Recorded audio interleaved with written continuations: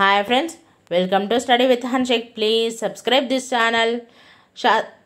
శాతవాహనుల జన్మభూమి తెలంగాణ చరిత్ర పార్ట్ 5 కోస్తాంధ్ర వాదం. శాతవాహనుల తొలి నివాసం ఆంధ్ర అని అభిప్రాయపడిన చరిత్రకారులు RG Bhandarkar 1895, VA Smith 1902, Barnett, EJ Raphson. Krishna Godavari నదుల మధ్య భాగం శాతవాహనుల మొదటి స్థావరమని వీరు తెలిపారు. పురాణాల్లో ఆంధ్రులుగా పేర్కొన్న వీరు ఆంధ్ర ప్రాంతానికి చెందిన వారేనని, వీరి జన్మభూమి కోస్తాంధ్ర అని, మొదటి రాజధాని ధాన్యకటకం అని భండార్కర్ పేర్కొన్నాడు. విఏ స్మిత్, డాక్టర్ బర్గెస్ ఆంధ్రుల తొలి రాజధాని కృష్ణా జిల్లాలోని శ్రీకాకుళం, వారి నివాసం కృష్ణా గోదావరి మైదాన ప్రాంతమని అభిప్రాయపడ్డారు. బౌద్ధ వాగ్మయంలోని శరివనిజ జాతకం ప్రకారం తెలివాహన నదిపై ఉన్న ఆంధ్రనగరి శాతవాహనుల తొలి రాజధాని అని డిఆర్ భండార్కర్ తెలిపాడు. తెలివాహనది నేటి ఒడిశాలోని మహానదికి ఉపనదైన తెల్ అని తెలిపాడు. హెచ్సి రాయచౌదరి తెలివాహనదియే కృష్ణానది అని, నేటి విజయవాడ ఆంధ్ర నగరి అని కావచ్చు అని అన్నాడు. శాతవాహనుల జన్మస్థలం కోస్తాంధ్రగా వారు తూర్పు నుండి పశ్చిమానికి విస్తరించారని గుర్తి వెంకట్రావు అన్నారు.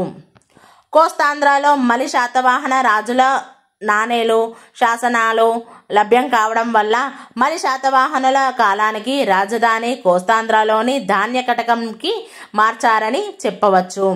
మహారాష్ట్ర వాదం.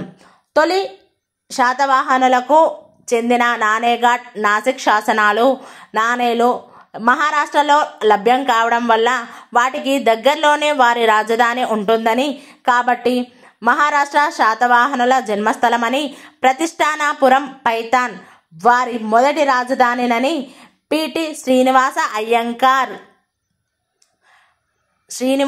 అయ్యంగార్, కె గోపాలచారి, డిసి సర్కార్ భండారీలో తెలిపారు. వీరు శాతవాహనుల జన్మభూమి మహారాష్ట్ర అని, వాసిష్ఠిపుత్ర పులోమావి ఈ ఆంధ్రదేశాన్ని జయించి పాలించాడని పేర్కొన్నారు. వీరు తమ వాదనకు మద్దతుగా పేర్కొన్న కారణాలు: తొలి శాతవాహనుల శాసనాలు నానేఘాట్, నాసిక్లలో మాత్రమే దొరకడం, కళింగరాజు కారవేలుడు తన హతిగుంఫా శాసనంలో శాతకర్ణి రాజ్యం పైకి దాడిని పంపినట్లు పేర్కొనడం, గౌతమి బాలశ్రీ నాసిక్ శాసనంలో గౌతమిపుత్ర శాతకర్ణి సామ్రాజ్యంలో ఆంధ్రలోని ఏ ప్రాంతాలను పేర్కొనకపోవడం, ఆంధ్రలో లభ్యమైన మొదటి శాతవాహన శాసనం అమరావతి శాసనం, దీన్ని వాసిష్ఠిపుత్ర పులోమావి జయించాడు, అంతకు పూర్వం రాజులెవ్వరి శాసనాలు ఆంధ్రలో లభించకపోవడం. విదర్భవాదం. శాతవాహనుల జన్మభూమి విదర్భ ప్రాంతమని వివి మిరాషి పేర్కొన్నాడు. శాతవాహనులు ఆంధ్ర భృత్యులు కానీ ఆంధ్రులు కారని తెలిపినది వివి మిరాషి. నాసిక్ దగ్గర గల శాసనంలో గౌతమిపుత్ర శాతకర్ణి తనను బేనా కటసామి అని పేరు వర్ణించుకున్నాడు. బేనా నది మీద గల కటకం అనేది శాతకర్ణి రాజధాని ఉండొచ్చని బేనా నది వైన్ గంగా నదికి ఉపనదైన కన్హాన్తో ముడిపెట్టి విదర్భ శాతవాహనుల మొదటి జన్మస్థలమని వాదించినది వివి మిరాషి. కానీ అనేకులు మిరాషి వాదాన్ని బలపరచలేదు. మొదటి శాతకర్ణి గౌతమిపుత్ర శాతకర్ణి సామ్రాజ్యంలో విదర్భ అంతర్భాగం మాత్రమేనని నానాఘాట్, నాసిక్ శాసనాలను బట్టి చెప్పవచ్చు. కర్ణాటక వాదం. శాతవాహనుల జన్మస్థలం కర్ణాటకలోని బళ్ళారనే వాదాన్ని డాక్టర్ విఎస్ సుక్తాంకర్ లేవనెత్తారు. అందుకు సుక్తాంకర్ సాక్ష్యంగా వివరించిన శాసనాలు: కడపటి శాతవాహన రాజు పులోమావికి చెందిన కర్నూలు జిల్లాలోని మ్యాకదోని శాసనం, పల్లవరాజు 4వ శివస్కంద వర్మ వేయించిన హీరహడగల్లి తామ్ర శాసనాలు.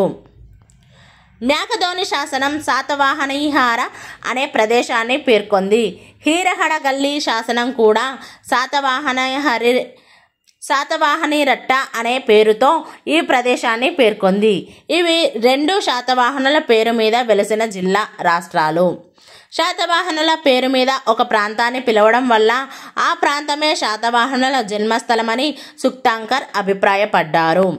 శాతవాహనులు ఆంధ్రుల్లో ఒక ఉపవంశమని, ఆంధ్రభృత్యులు రెండూ వేరువేరు వంశాలని, అదేవిధంగా పురాణాల్లో పేర్కొన్న ఆంధ్రులు, శాసనాల్లో పేర్కొన్న శాతవాహనులు కూడా ఒక్కటి కాదని మొదటిసారి పేర్కొన్నది సుక్తాంకర్. ఆంధ్రులు ఆంధ్ర ప్రాంతంలో పాలిస్తుండగా శాతవాహనులు మహారాష్ట్ర ప్రాంతాన్ని పాలించారని డాక్టర్ సుక్తాంకర్ వాదించాడు. శాతవాహనిహార, శాతవాహనిరట్ట అనే పేర్లు శాసనాల్లో పేర్కొన్నంత మాత్రాన బళ్ళారి శాతవాహనుల జన్మస్థలమని నిర్ణయించలేము. Thank you friends.